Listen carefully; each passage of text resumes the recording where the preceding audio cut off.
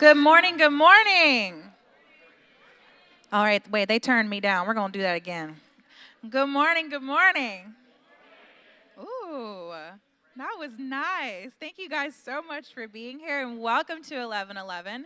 My name is Kagan Parker and it is a pleasure to see all your beautiful faces here today. Thank you for braving the cold. None of us were ready. We knew it was coming, but none of us were ready. We've just got a few quick announcements. So if you scanned your bulletin on the way in, which our little QR code at the bottom, there's an opportunity to register your presence here and also provide your offering online if you don't want to do it in person. But we do have an opportunity for you to do that during our offering song. This is also a gentle reminder that if you want to volunteer and hang out with me in the mornings, you can come and hang out with me and help with the bulletin and help with coffee, help with the tables. And Miss Nancy in the back has opportunities for us with that as well in the back. A big round of applause to Miss Nancy again. Like, she's really taking care of us, and we're really, really thankful for her. And lastly, this is a gentle reminder from our wonderful Pastor Tom and from us at the programming team that 1111 is not just simply a safe space to remember we are loved for who we are and explore our faith authentically, but this is also a brave space. This is where we can turn down the daily media noise, the judgmental noise in our minds, and bravely open up to what we don't know about ourselves and look deeper into the thread of what connects us all. We are going to be graced by Miss MJ this morning to do our welcome candle. Come on up. If we can put that up on the screen. Hello, good morning. Happy Sunday. Such a blessing to be with you this morning. And candle's been lit. And for those at home, please join us in our welcome candle. Come, whoever you are, wanderer, worshiper, lover of leaving, it doesn't matter. Ours is not a caravan of despair. Come. Even if you have broken your vows 1,000 times, come yet again.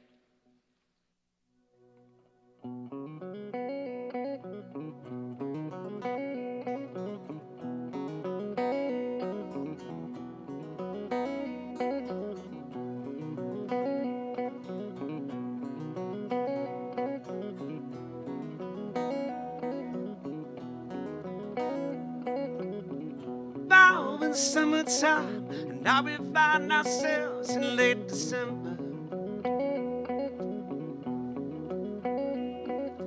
I believe that New Year's Eve will be the perfect time for the great surrender, but they don't remember. Anger wants a voices want to sing, singers harmonize till they can't hear anything. I thought that I was free from all that questioning, but every time a problem ends, another one begins, and the storms of harmony all bear witness. Anybody with a well-beat mind can never forget the sign of freaking snakes inside a place you thought was dignified. I don't want to live like this. I don't want to die.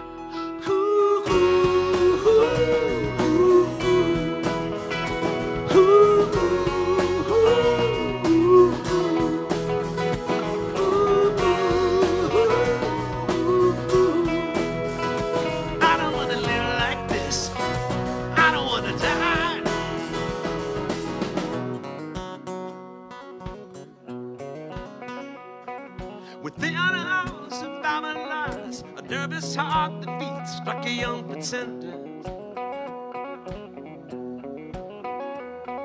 Beneath these velvet gloves I hide the shameful crooked hands of a money lender.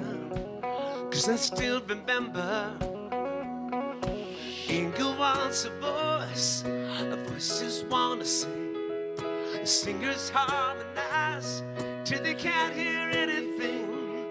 I thought that I was free from all that questioning, and every time a problem ends, another one begins, and the storms of harmony all bear witness.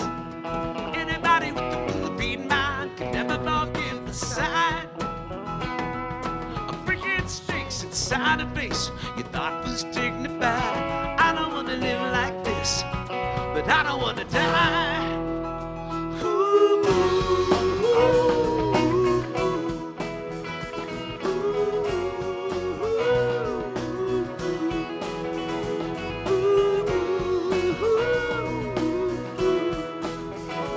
I don't want to live like this, but I don't want to die.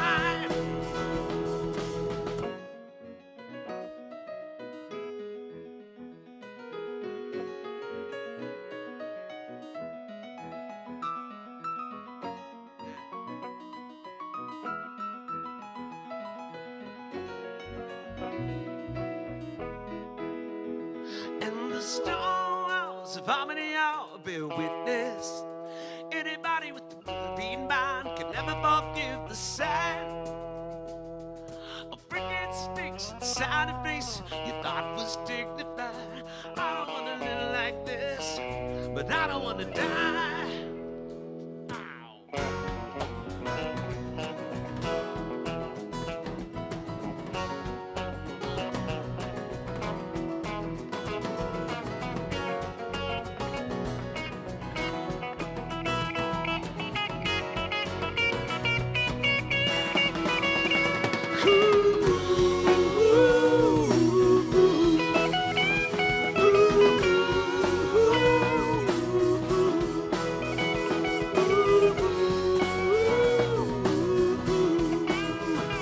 I don't want to live like this, but I don't want to die. And the stone walls of harmony all bear witness. Anybody with a Philippine mind can never forget the sign. Freaking snakes inside a place you thought was dignified. I don't want to live like this. I don't want to die.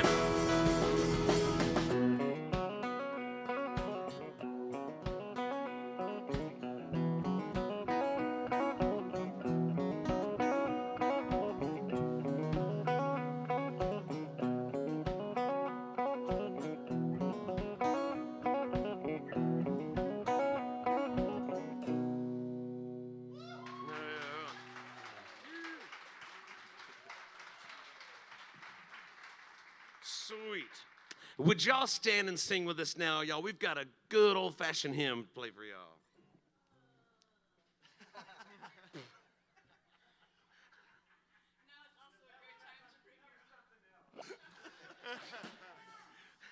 Okay.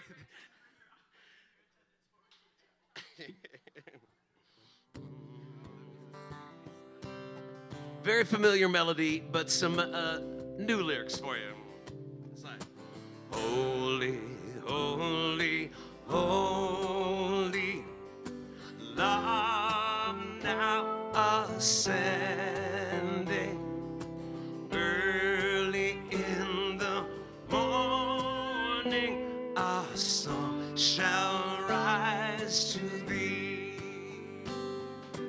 Holy, holy, holy, joy that has no ending, giving, forgiving, yeah, breathing life anew. Nice. Verse 2. Holy, holy, holy, love without limit, care that binds creation in unity. Holy, holy, holy, birthing every minute, Christ love's revealer sets our spirits free. Verse 3. Holy, holy, holy, infinite compassion makes a place for every soul in God's eternal reign.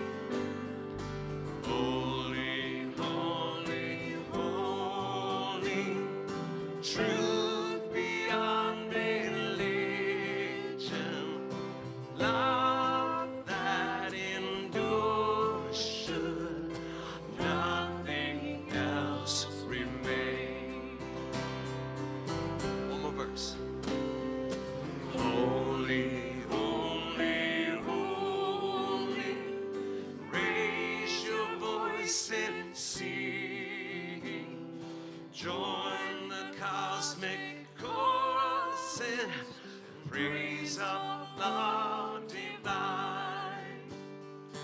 Holy, holy, holy, God beyond all naming, echoes our song in harmony sublime.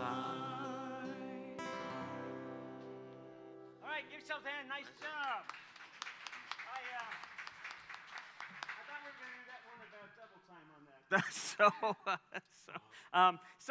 We're about to say hello to one another, greet one another, but we're talking about change, facing change, dealing with change, the consistencies that we have to face every day that are sort of like the givens in life. And this has been an interesting time that we've been in the last couple of years, and as well as the last week even. So here's what I want you to think of, just something simple. Think of something that's changed, this simple, like a coffee shop that you used to love to go to, a favorite bookstore, or somebody who decided to cut their hair or grow it out long. Whatever it is, something simple that's changed. We experience change all the time, every day, in lots of little ways. Think about what something is that's kind of a little bit of a pet peeve for you that you've seen recently or in the last year or so. Say hello to one another.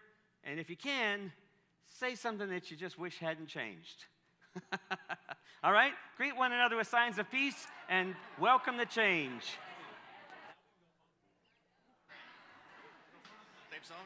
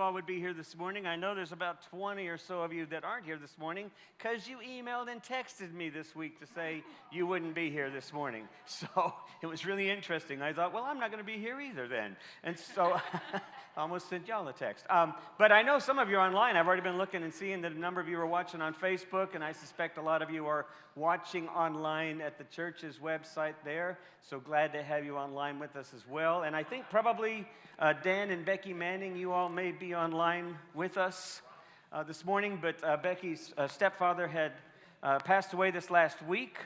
Not unexpected, but still, another change in life, right? Another reality of life. And And I'd met with Dan last week just having coffee and visiting. And Dan Manning, who many of you all know, a retired school superintendent over in Aledo, a longtime member of this community, also got into poetry as something new in his life. He shared a poem or two in here before, and he was just reading one that he had written not too long ago, given the time that we are in, the season we're in. And I thought, well, this is perfect. So he couldn't be here today, but I'm going to read it to you. It's entitled Leaves. Leaves, nature's uniquely colored shapeshifters, billions of them inhabiting our planet, each with its own signature identity, reminding humans that change is natural, normal, and it's necessary. Leaves, they tell us a powerful yet soft-spoken story, a story of life in all of its seasons, our world in its beauty, pain, and glory, and death. It's all here if we watch them. Their story speaks to us every single day. Leaves. They emerge in the spring in a glorious green announcement, remain strong and fresh throughout the summer, and in the fall, its colors change in a beautiful palette of red, maroon, yellow, and brown. They whisper as they fall, saying, life is a cycle of seasons. Watch closely and learn. Leaves. They fall in a slow dance. Once fallen, they travel in a whisper, lightly landing, quietly gathering in groups, in one last reminder to us, in case we somehow miss it, changes have occurred. Pay attention to leaves. It's fall outside today, and I'm watching the leaves as they descend quietly from their trees. Change has come. I have yet to learn its meaning.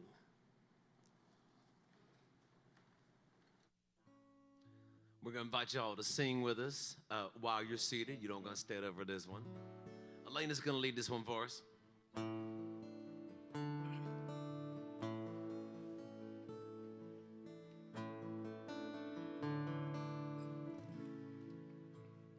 It's in every one of us to be wise.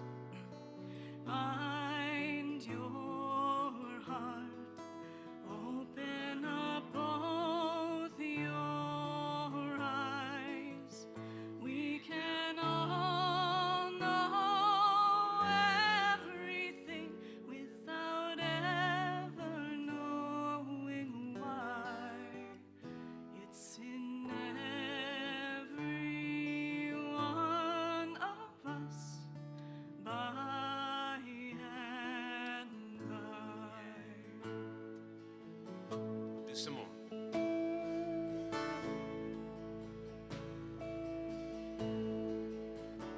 It's in every one of us to be wise. Find your heart, open up both your eyes. We can all love endlessly without ever knowing why. It's in every one of us, by and by.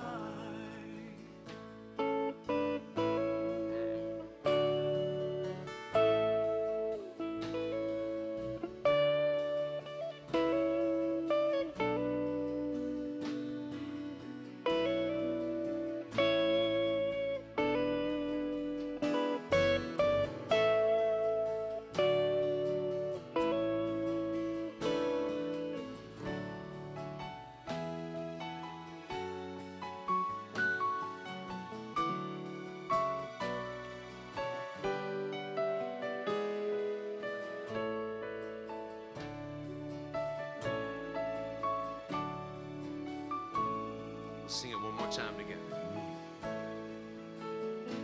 It's in every one of us to be wise.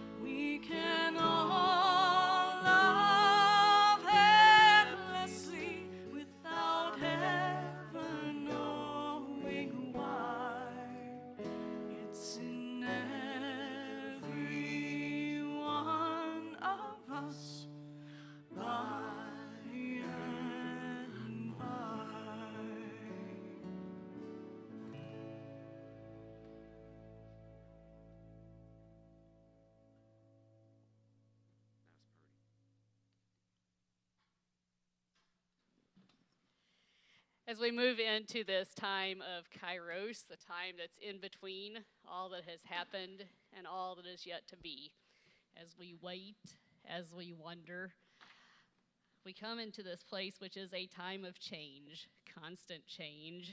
And I invite you to reflect on the meaning of the final line that Tom read for us of the poem, Leaves. It said, "Change has come. I have yet to learn its meaning." We like things sometimes to be black and white, but so much of our life is gray, and it's in the middle. And we don't get the instant answers and the instantaneous things that we wish we had.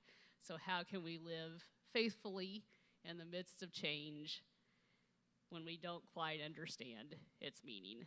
May we pray.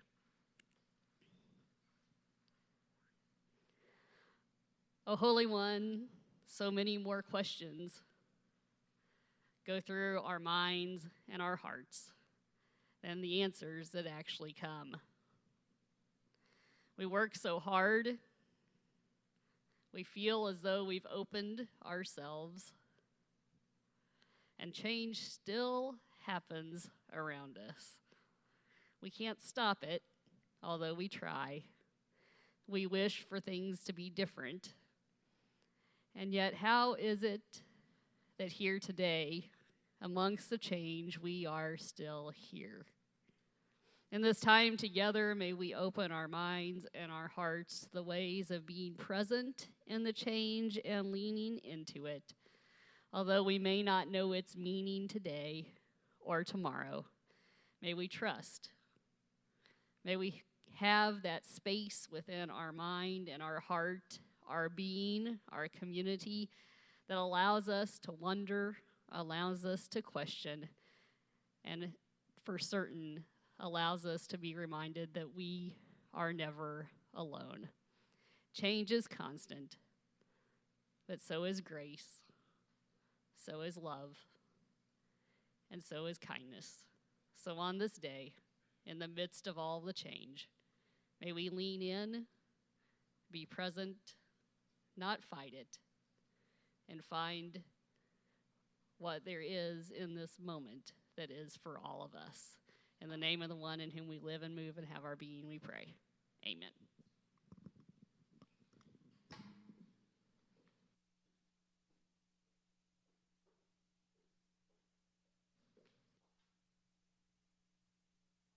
Thank you so much for that.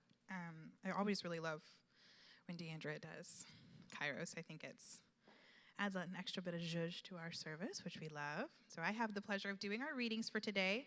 They all come from the Message version. I think that's kind of our favorite version here at 1111 because it takes things from a different perspective. So our first reading comes from Job 12, verses 7 through 8. And God said to Job, "Ask the animals what they think. Let them teach you. Let the birds tell you what's going on. Put your ear to the earth and learn the basics. Listen. The fish in the ocean will tell you their stories." Our next passage comes from John 12, 24 through 25. "A grain of wheat falls to the earth and is buried, dead to the world. It is never more than a seed, but if buried, it reproduces itself many times over. So anyone who holds on to life as it is destroys that life. But if you let it go, reckless in your love, you'll have life, real and eternal." And finally, from Philippians 4, "Celebrate God all day, every day. Make it as clear as you can to all that you meet that you're on their side, working with them and not against them. Summing it all up, friends, I'd say you'll do your best by filling your minds on things true, authentic, and gracious. Do that, and God will work you into life's most excellent harmonies."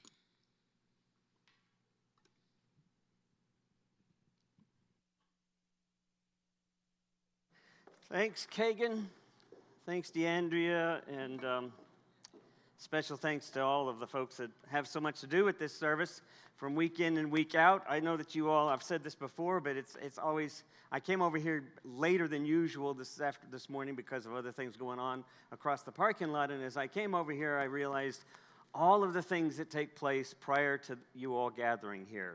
The Nancy Derringer and Kagan and Ava Nell before, who've helped out, and then our AV team that does all the work to set all this up, and then after it's over, they take it all back down again, and it's as if nothing happened in this room, and the chairs get taken up, and then something else happens in this space later today or tomorrow. All sorts of different realities happen in this one space alone, and all the people that make it happen and put it together. Not to mention the people over across the parking lot who are helping to make the stream come together for you guys. So I'm always thankful for all the many invisible hands. And of course, I want to reiterate and put another plug in for you volunteering to do greeting and to welcome folks as they come in, or to be a part of the Taste Project over downtown and on South Main Street, or any number of volunteer opportunities here. As Nancy calls it, you get a chance to be the magic.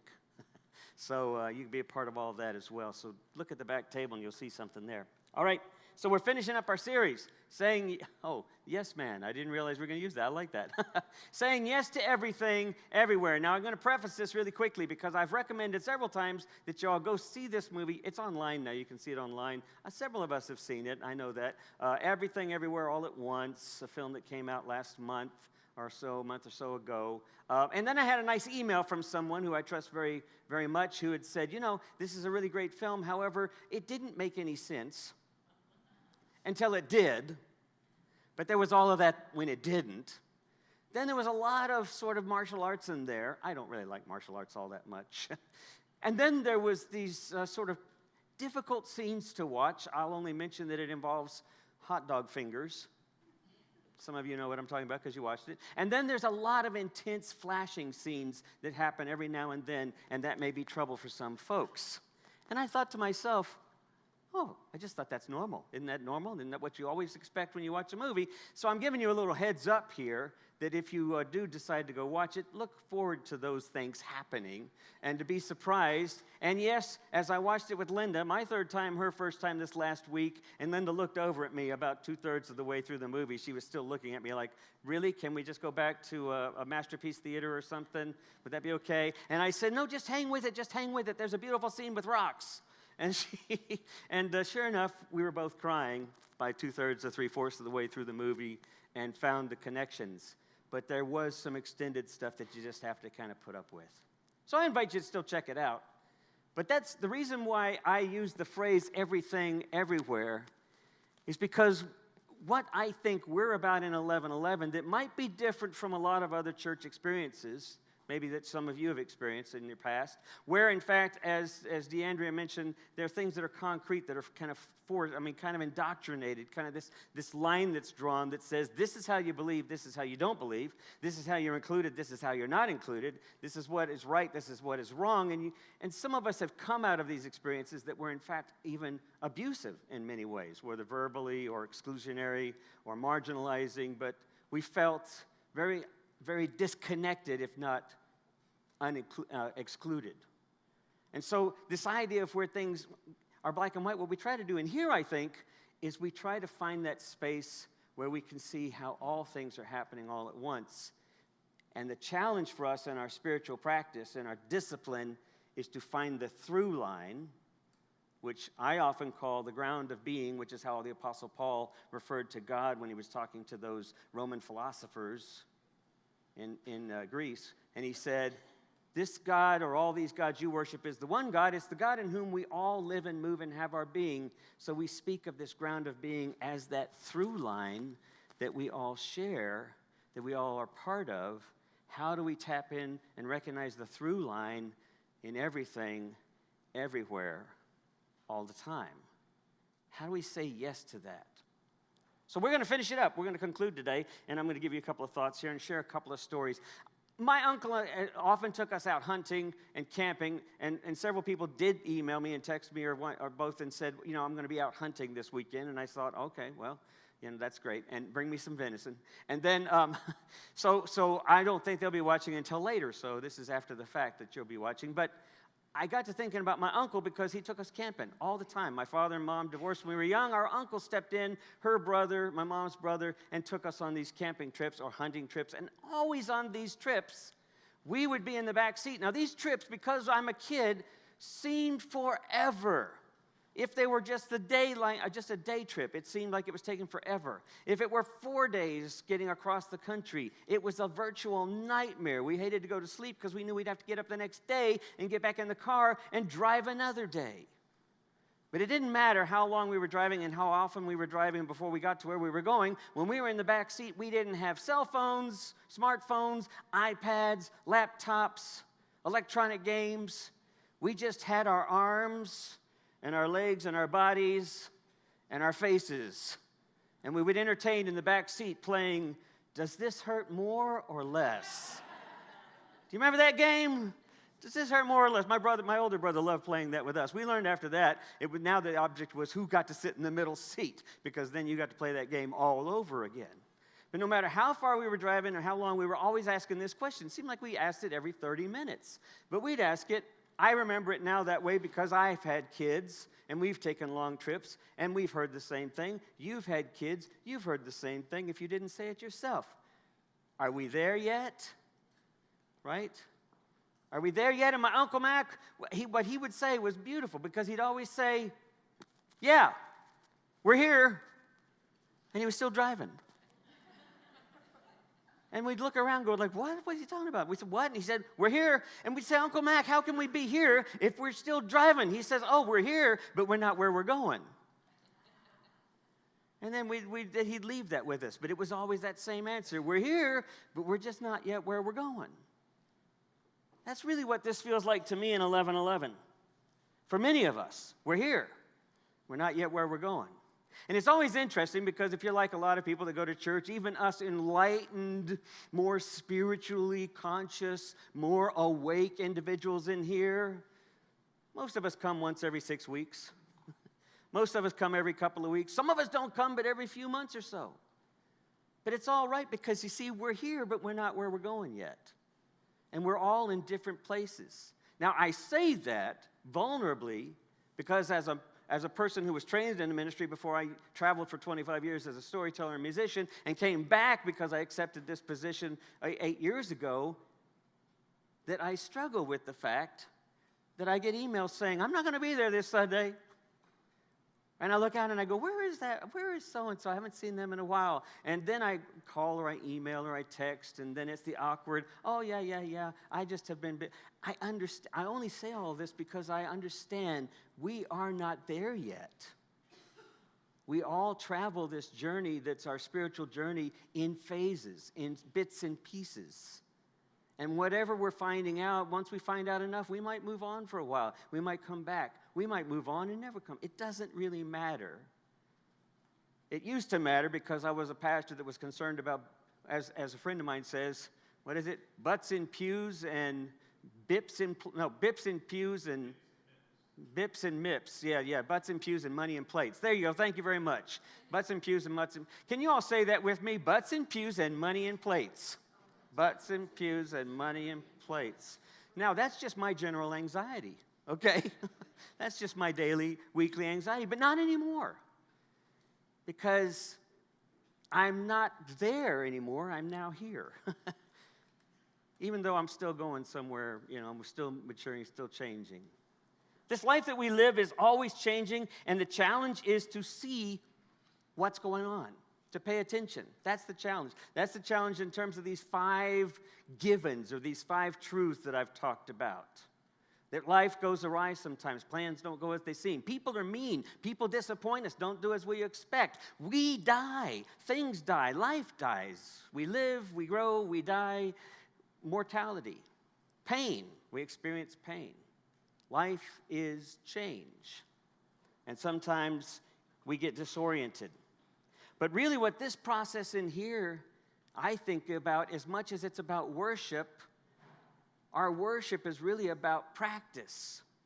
Because what we're trying to do is to find that through line.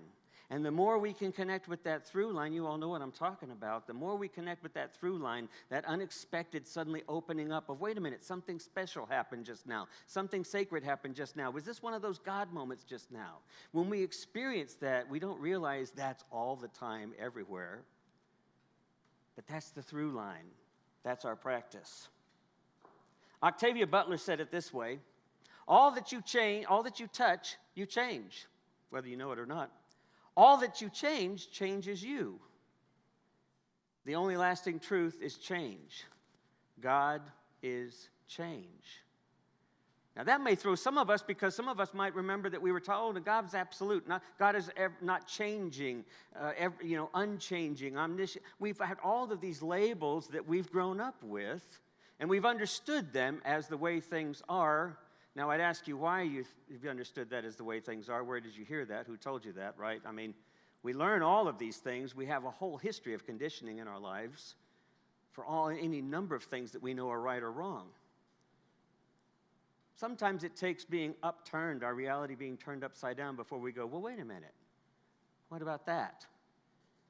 Everything's happening all the time, all at once, but what's the through line that's holding it all together, that's pushing it in some course that Linda and I, my wife, we like to talk about as shalom, how we find the kingdom of God here and now, that place of God's peace, God's love, God's justice, harmony. We're not there yet. We're here. We're headed that way. So I want to give you a little memory exercise. Think about this week, and I'll share something that happened. Think about this week, and I want you to think about someone you met or an encounter, just a casual encounter at the store. Think of anyone that you ran across. Maybe it's somebody that you meet on a regular basis, but maybe it was at a gas pump. Maybe it's a 7-Eleven you go to on a regular basis, or maybe the pharmacist knows you actually by name, or maybe it's your favorite coffee. Think about someone you've encountered this week and what that opened up in you for a moment, what that little encounter felt like. Think about if that's happened more than once, if it happened in different ways. Think about all the different people you encountered this week, or the different moments. Someone died this week. You sent your condolences. Someone celebrated a birth. You started to think about how joyful that moment is. Your car didn't start. You were thinking about how terrible life can be. Think about all the things that happened to you this week. These are all the givens that we experience all the time, everywhere. And the challenge is to remember, like that time I was flying above the clouds for the first time and realized, oh wait, there's a sun on the other side of these dark clouds. And then the more I flew up there, I realized, oh wait, there's a dark cloud underneath this sun. And it's all the time. So a friend called me to tell me this last week that his Astros won the World Series. Y'all watch that game? You're really excited about it, weren't you? Yeah. He was excited. He said, Dusty Baker, oldest African-American, first of all, African-American manager of a Major League Baseball team. Secondly, first and oldest to ever win in the World Series. He was telling me all about how much this meant to him. I said, it's a baseball team. But it meant everything to him. He was so excited. He said, they threw Dusty Baker a party, and then they celebrated Dusty Baker's life. And then there was an article written, does Dusty Baker know how much everyone loves him? And I asked my friend, I said, do you love Dusty Baker? And he said, well, yeah, I guess I love Dusty Baker. And I said, do you know how many people love you? And he just stopped. He was like, what kind of question was that? And I asked him again. You see, the challenge for us is to always look for the through line and to recognize what it is we're attaching to when, in fact, that's keeping us from experiencing something else. Because everything is ephemeral. Everything is give and take. Next year, the Astros may not win. My neighbor down the street plays for the San Pedros. He's the center fielder for the San Pedros. He came back the Sunday after they lost to the Phillies. The Phillies played the Astros. He didn't watch the game. I asked him, I said, how was it going? Did you watch the game? He said, no, I had other things to do. I congratulated him because he won the Golden Glove again for the second time. He'd won it in his 4-year career. His dog barks sometimes, drives me crazy. Then I have to remind myself to laugh. It's all happening all the time, all at once. We attach to stuff all the time, how things are supposed to be. It creates all this emotional, actually neurological damage in us. And then it triggers how the rest of our interactions with others might be. Jesus says we have to die to ourselves in order to experience eternal life. Have you ever really thought about what that meant?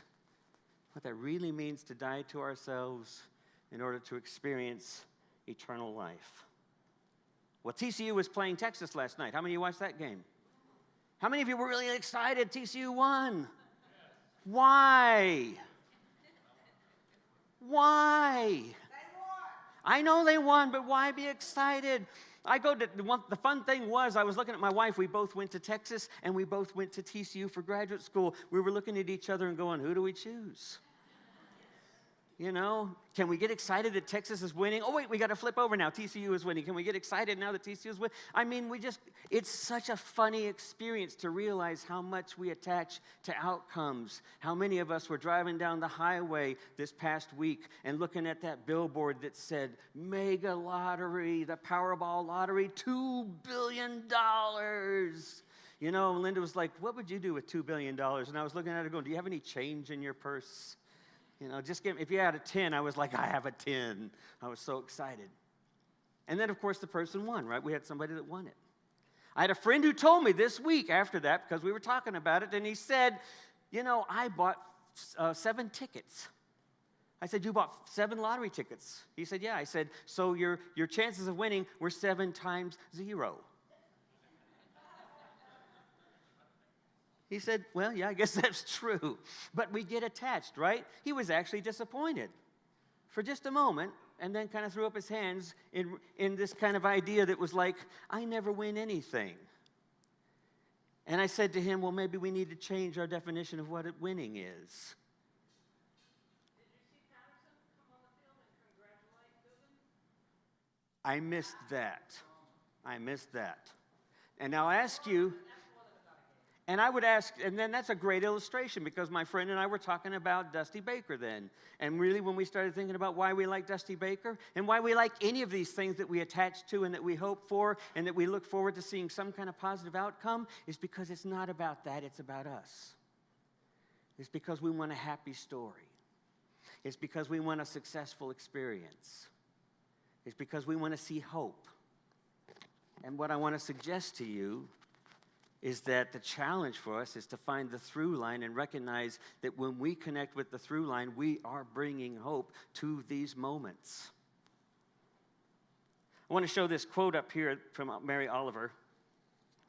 This is the first, the wildest, and the wisest thing I know, that the soul exists and is built entirely out of attentiveness. Now, I don't know if you really looked at this next image. Just throw it up there.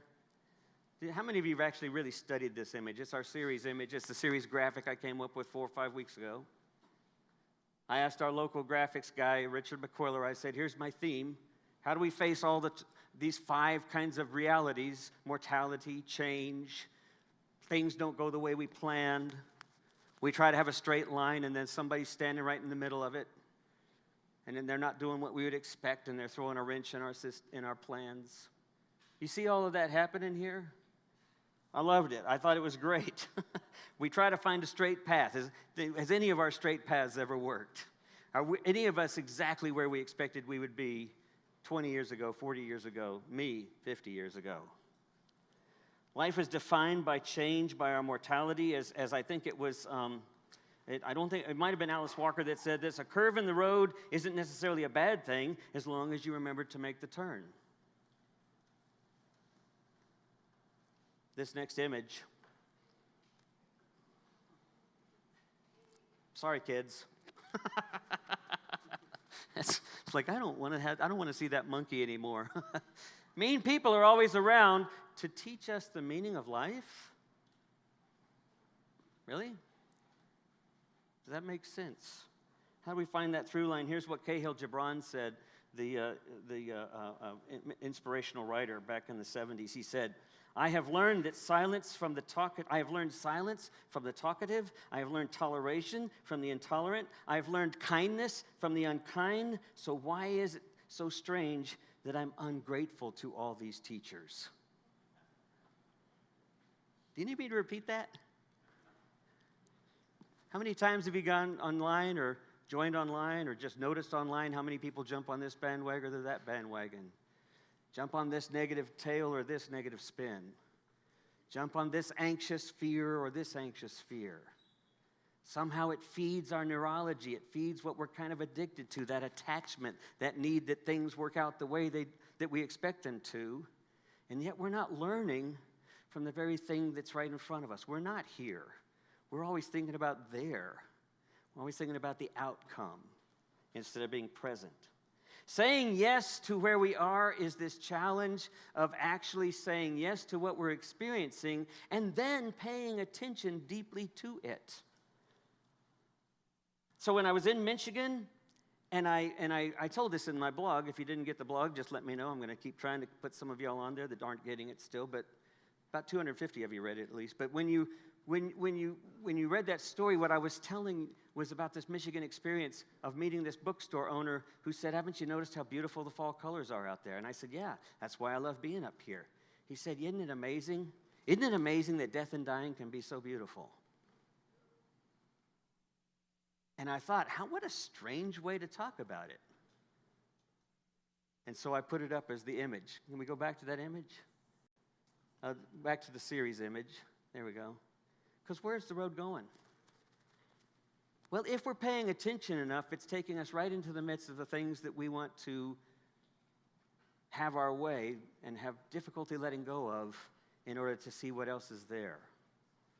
And that's always the challenge. Jesus said, except a grain of wheat falls to the earth and is buried and dead to the world, it's never any more than just a seed, because if it's buried, it reproduces itself. Or as a friend said, sometimes when we're buried under things, we think of it as the end, when in fact it just means we're waiting to grow into something. We're just planted to grow into something. So anyone who holds on to life as it is destroys it. But if you let go, reckless in your love, you'll have life eternal. Here's what Viktor Frankl said. Let's go past it to Viktor Frankl.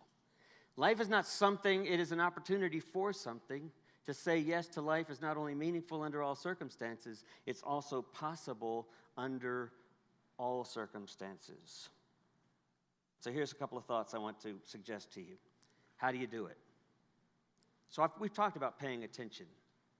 We talked about how when we pay attention to things, we actually resurrect things. We actually bring life to those moments when we pay attention to the slightest little details. We can look for the through line in your story and all of the folks you met this last week. How did you bring life to those moments? And in turn, how did those moments bring life to you? It's not that complicated. Kindness, we hear that all the time, but I want to suggest it's more than kindness. It's actually taking the risk to connect in places that we don't think make a difference. When I left Central Market the other day, I heard my name being called. It was at the end of the day. It was at the end of the store hours. It was almost 10 o'clock. And I looked back, and it was the growler guy. I've talked about him before in here. He's professed as atheist. He always used to rib me, you're a preacher, let me tell you, preacher. And he had all these great lines, these sort of cliche lines about the narrow-mindedness of preachers, the judgments of preachers, the Christianity that everyone thinks is really representative of Christianity kind of thing. So he was coming to see me. He says, hey, wait up there, preacher. And I stopped, and then he said, Tom. And I thought, oh, you remember my name. He said, Tom, how's your wife doing? Because he remembered how a year ago this month, Linda had gone through massive cancer surgery, reconstructive surgery, the whole thing. And he'd asked us, as we've been coming back and forth, how she was doing and interested in that. And he's seen her since then, because she's doing great, obviously, now. But I also knew his wife dealing with cancer and also multiple sclerosis and just some other things, a professor who's now early retirement from TCU. I said, well, how's your wife?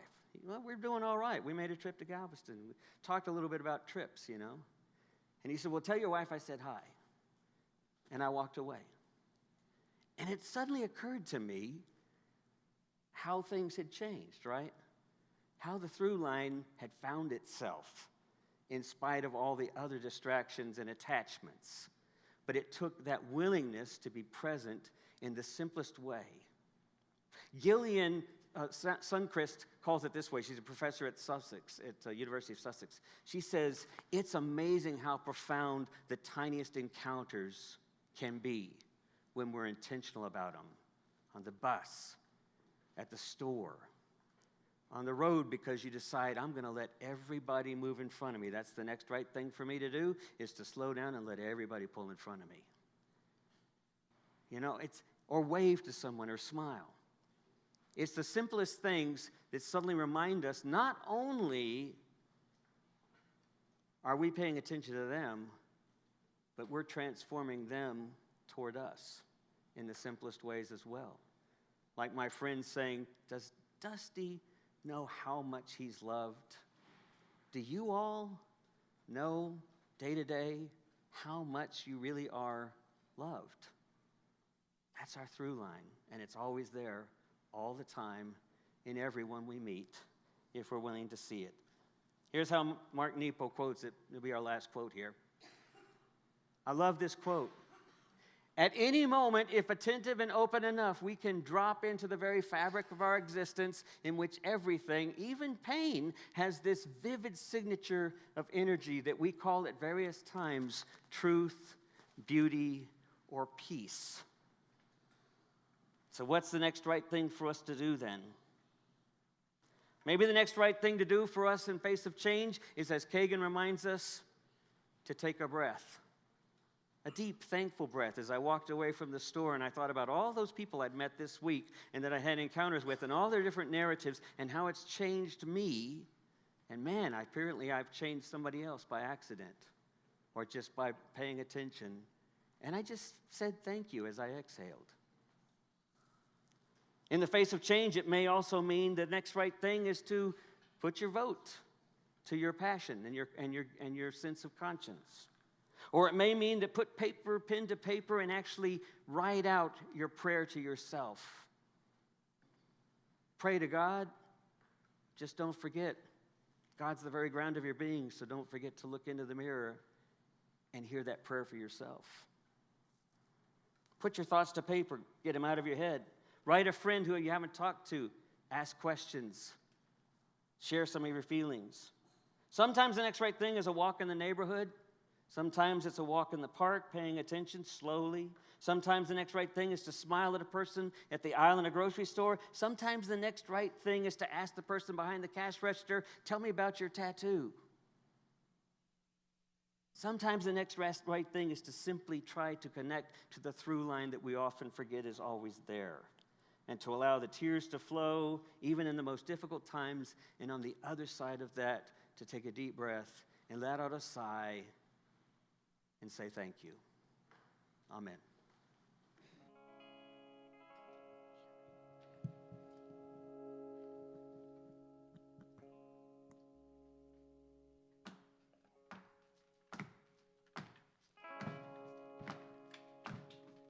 As the sun rose up over the sea, everyone was singing in a minor key. Buddhists, Hindus, Jews, and priests gathered around for the Jubilee. Two old ladies still waiting on a sign, growing bitter with age like a yellowtail wine, shouting at the junkies on the cold street light, do the next right thing or the next thing right. Oh, you're a long way from home. Hear me sing. Oh, people need a miracle to do the next right thing. Head hearing voices in the choir preaching. Head diddle diddle, not a fiddle screeching. Moving up the stairs and rolling in bed. She been talking to God since 2 a.m. saying, I don't want to go, I don't want to die, but her sister's got a saber seat in the sky. You can judge me, grade me, shed some light, do the next right thing or the next thing right. Oh, you're a long way from home. Hear me say, oh, people need a miracle to do the next right thing. Oh, you're a long way from home. Hear me sing. Oh, people need a miracle to do the next right thing. Wow, nice, thank you. That ought to inspire you. So I'm just going to end with this last thought before we benedict, and that's the thought that somebody that had sent a Facebook posting out challenged this question. And I want to challenge you with this question because it's one of those things we attach to all the time. I know we've let go of it a lot in here. Maybe we're trying to find a new way to think about all of this. But someone said, how would you tell someone in an elevator pitch why you're a Christian or how you're a Christian, right? If they were to say, are you a Christian? And they were sort of like, well, how would you answer that in an elevator pitch? And I was trying to do all the deconstruction and the disorienting and the reorienting into my head and how I would throw all of that into a concise sort of phrase that's, we're on a journey, we're doing this, life is a mixed reality, we're all in a through line, how do we connect to that? And I was trying to figure out how would I say all of that, and then it hit me. If I was in the elevator and somebody asked me that, I would turn and I would say, have you experienced anything amazing this week? Have you experienced anyone? Tell me about a time where you experienced something surprising this week. Because I love stories. And I just like to hear something of yours. Let's stand for benediction. So we don't say go in peace, we say go in pieces. Our time has come to an end. Ideas have been upended, but always new ideas are being mended. And while illusions are being shattered and confusion is being opened up to find some new intrusion that's saying something here, something is seeking to be born in this moment, always, everywhere, and all the time. And so we go in pieces. And even though at times it feels like it's unraveling, remember, we are traveling together, wherever we are, all of us, traveling together as we let it roll out in front of us and become the path that we go. And so we go in pieces.